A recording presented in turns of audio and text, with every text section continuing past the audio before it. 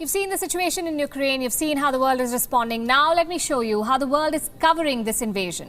I'm talking about the media, especially Western channels. How are they covering Russia's invasion? With blatant racism. Let me say something at the outset. As journalists, we do not filter hardships and pain. We do not see caste, color or gender.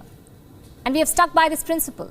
When the Taliban stormed Kabul, we stood with Afghans. When Ethiopia attacked its own people, we questioned them. When unarmed black teenagers were gunned down in the US, we joined the outrage. Today we are doing the same. We see the plight of the Ukrainian people and we have reported on their hardships. But what about the Western media? They too are reporting on the crisis, on the war, on the refugees. But they do not see hardships. They only see race, the color of your skin, the color of your hair. Let me show you exhibit number 1. This exchange happened on the BBC, the so-called guardian of unbiased reportage. Listen to how their panel describes the refugees from Ukraine.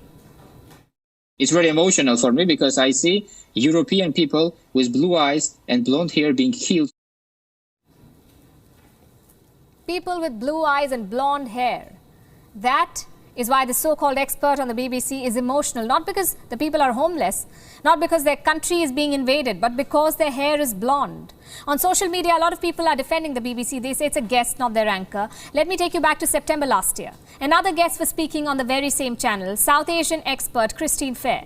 She called out Pakistan's links with the Taliban. Do you remember what the BBC presenter did? She shut her down. She said it was violating the channel's unbiased coverage. So exposing terror links is a violation. Blatant racism and white supremacy is fine. Gold standard indeed. Now for exhibit number 2, NBC News from the US. Listen to this. These are not refugees from Syria. These are Christians, they're white, they're very similar. Very similar to us. How so? Because the Syrian refugees are Muslims. Their skin is darker, their hair is not blonde. So Europe does not want them. And remember, this is not being said at some white supremacy cult. This is happening on live television. Exhibit number 3, CBS News, another American broadcaster. Their reporter is appalled by the war. Not because there is death and destruction, but because it is happening in Europe. Now, like Iraq or Afghanistan, this is a relatively civilized, relatively European city where you wouldn't expect that or hope that it's going to happen. So Iraq and Afghanistan are uncivilized countries. Their people are uncultured. Their regimes are irresponsible. So they deserve war. They deserve hundreds of bombs and years of occupation. What about Ukraine? According to CBS, no. Ukraine does not deserve war or hardships because Ukraine is civilized. And now for the final exhibit. This one is not from the West. It is from Al Jazeera in Qatar.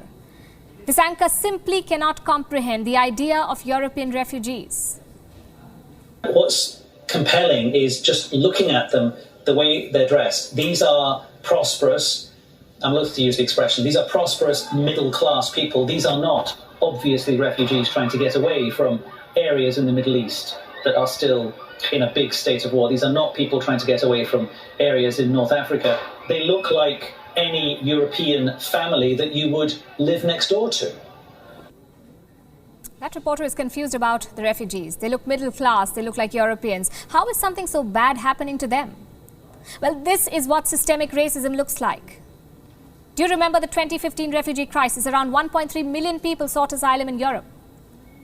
Most of them were from Syria, Afghanistan and Nigeria. Do you remember how the West reacted? They shut their borders, they herded the refugees like cattle and they branded them as terrorists. Back then, Western reportage was quite different. Let me show you what the BBC did. They prepared 7 charts depicting the refugee crisis. Let's focus on chart number 5. Which European countries are most affected? Now remember, this war was in West Asia. The bombs were dropping on West Asia, but this was the BBC's big concern. Which European countries are most affected? Now just to be clear, we welcome what Europe is doing to host Ukrainian refugees. They deserve all the help. Our question is, why just Ukraine? Ukraine is not a member of the European Union. It is not part of NATO. So what explains this level of assistance? Racism. You see, Ukrainians are Europeans. Hence, they get the red carpet. But Africans and Asians get border crackdowns and refugee camps. Western media is part of the problem, I have to say. They reflect the public mentality, their sense of European supremacy. And the problem is, governments are not doing anything to help. In fact, they're adding fuel to this fire. Let me show you what Bulgaria's Prime Minister said about refugees. I'm quoting. These people are intelligent, They're educated people. This is not the refugee wave we have been used to. People we were not sure about their identity. People with unclear pasts who could have been even terrorists. That was a European head of state. He is openly calling West Asian refugees terrorists. If this does not expose Western hypocrisy, nothing does.